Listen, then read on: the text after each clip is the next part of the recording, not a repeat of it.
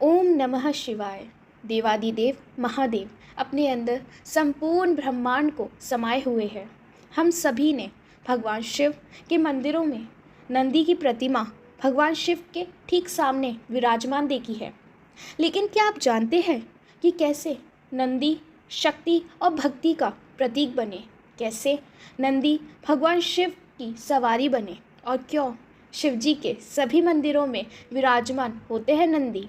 तो आइए जानते हैं भगवान शिव और उनके प्रिय भक्त नंदी की पौराणिक कथा।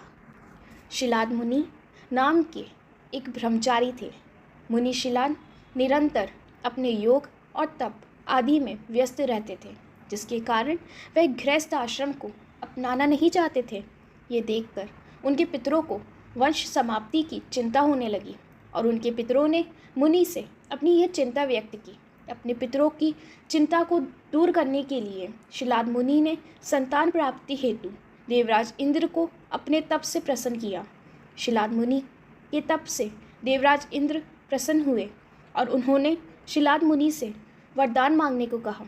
तब शिलाद मुनि ने देवराज इंद्र से एक पुत्र का वरदान मांगा जो जन्म और मृत्यु के बंधन से मुक्त हो, परंतु इंद्रदेव ने ऐसा वरदान देने में असमर्थता जताई और शिलाद मुनि से कहा कि यह वरदान आपको भगवान शिव दे सकते हैं। आप भगवान शिव की तपस्या करें और उन्हें प्रसन्न करें। शिलाद मुनि ने फिर भगवान शिव को प्रसन्न करने के लिए कठोर तपस्या की। देवाधिदेव महादेव शिलाद मुनि की तपस्या से प्रसन्न हुए। तब भगवान भोलेनाथ ने शिलाद मुनि को साक्षात दर्शन दिए और उनसे वरदान मांगने को कहा।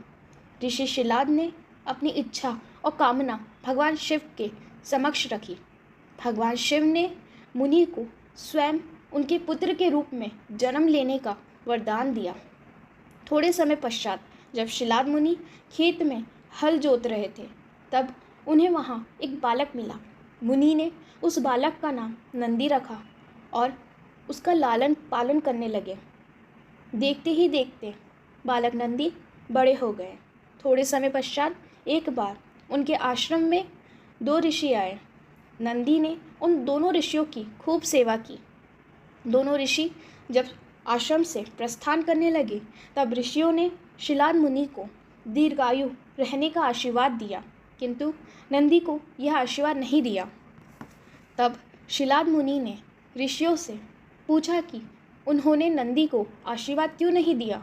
इस पर ऋषियों ने बताया कि हम यह आशीर्वाद नहीं दे सकते क्योंकि तुम्हारा पुत्र नंदी अल्पायु है। ऋषियों के इन कथनों को सुनकर शिलाद मुनि चिंतित हो गए। उनकी इस चिंता को देख पुत्र नंदी कहते हैं, आपने मुझे स्वयं भगवान शिव के आशीर्वाद से प्राप्त किया है, तो मेरे इस जीवन की रक्षा भी भगवान शिव ही करेंगे। इसके पश्चात नंदी भगवान शिव की तपस्या करने के लिए वन चले गए। वन में नंदी ने कठोर तपस्या की। फलस्वरूप भगवान शिव प्रसन्न हुए और नंदी को साक्षात दर्शन दिए और वरदान मांगने को कहा। तब नंदी ने कहा, हे प्रभु, मैं उम्र भर आपके सानिध्य में रहकर आपकी सेवा करना चाहता हूँ।